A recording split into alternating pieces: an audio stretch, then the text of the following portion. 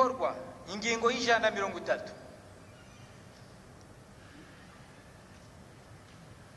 agace ka mbere ibikorwa bya leta bikurikiranwa hafi n'umushikiranganje wa mbere agenwa n'umukuru w'igihugu abanje kwemezwa n'abagize inama nshingamateka n'inama nkenguzamateka bamwe bose bagatora ukwabo ku bice birenga icya kabiri c'abazigize.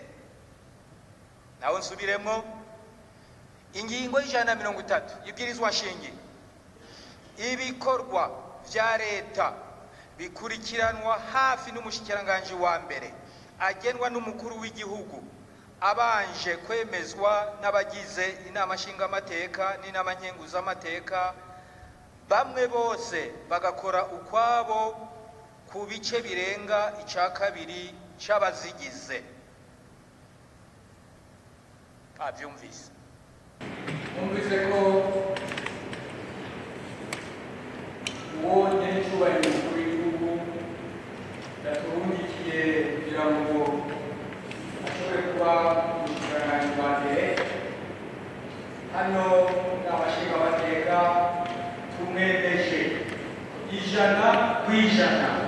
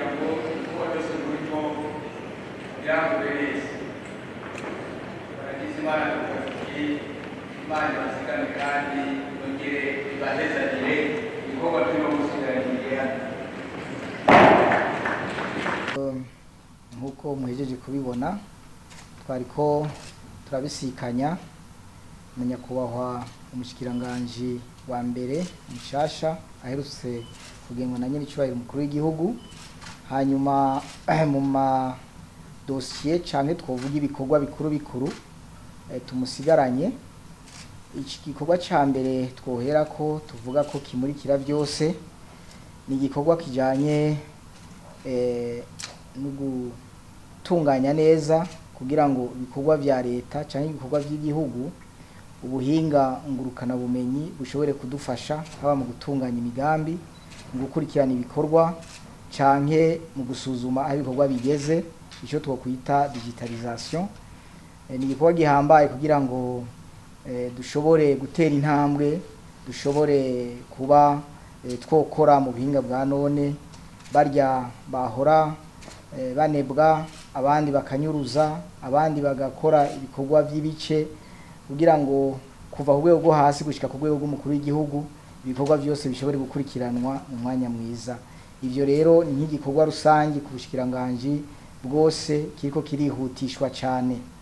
Igikorwa gikurikira ni igikorwa kijanye n'ivy'intwaro aho hariho umugambi wo gutunganya bushasha ibijanye n'intara z'igihugu n'amakomine y'igihugu biri mu bizofasha igihugu haba mu gushikiriza hafi ubutegetsi abene gihugu haba no mu kuduza umwimbo mu gihugu canke tugatuma iterambere ry'igihugu ryihuta kuduga. Ico naco ni igikorwa kigira kabiri twovuga muri rusangi. Igikorwa kigira gatatu ni kijanye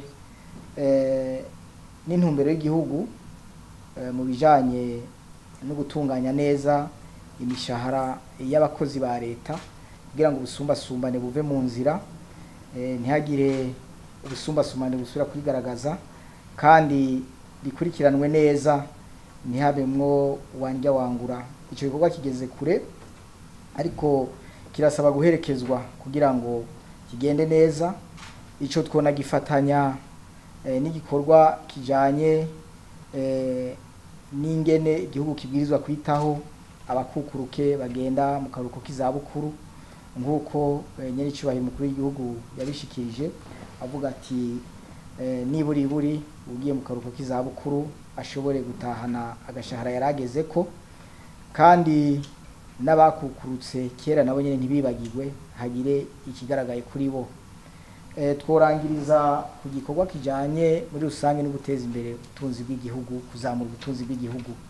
Ico naco ni kiragishinga inzego n'abarongoye inzego biri mu bisata byinshi. Rero twaronse akaryo ko kumucira ku mayange ivyihuta n'ivyo gushira imbere y'ibindi. Mu ncamake twovuga izo ntambuko zine ziza zikubirwamwo ibindi bikorwa byinshi bijejwe umuntu arongoye leta y'igihugu, arongoye guverinoma y'igihugu kugira ngo ashobore kuba yotunganya ibikorwa neza na politike z'igihugu zose. Muri kino gice cya kabiri naho twashimye kubereka ingene bariko baratera imikono mu bitabo basanzwe bakoresha. Nkuko muhejeje kubibona twariko turabisikanya na nyakubahwa umushikiranganje wa mbere mushasha aherutse kugenwa na nyene icubahiro umukuru w'igihugu.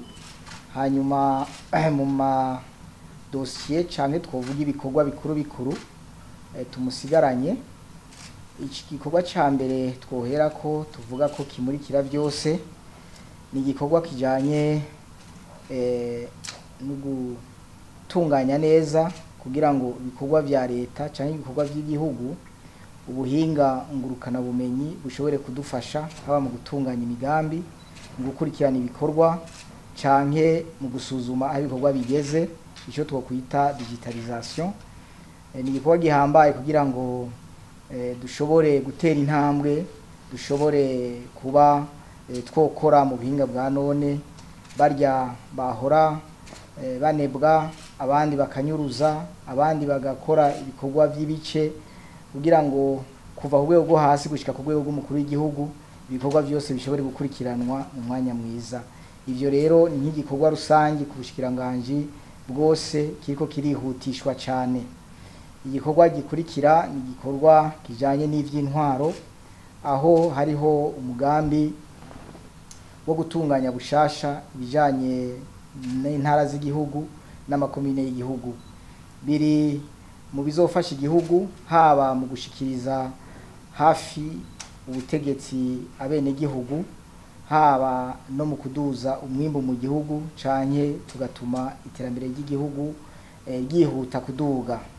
Ico naco ni igikorwa kigira kabiri twovuga muri rusangi. Igikorwa kigira gatatu ni kijanye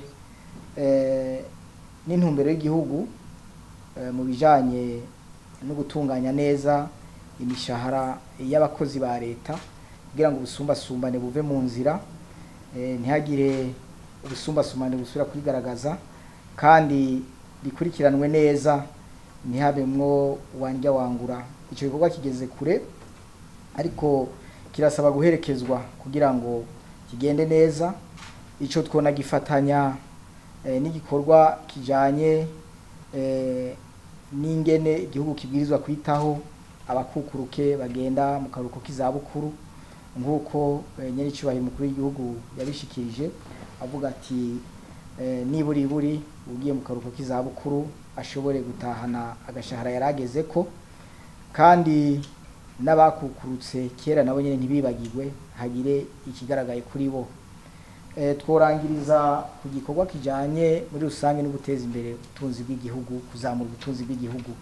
Ico naco ni kiragishinga inzego n'abarongoye inzego biri mu bisata byinshi rero twaronse akaryo ko kumucira ku mayange ivyihuta n'ivyo gushira imbere y'ibindi. Mu ncamake twovuga izo ntambuko zine ziza zikubirwamwo ibindi bikorwa byinshi bijejwe umuntu arongoye leta y'igihugu, arongoye guverinoma y'igihugu kugira ngo ashobore kuba yotunganya ibikorwa neza na politike z'igihugu zose.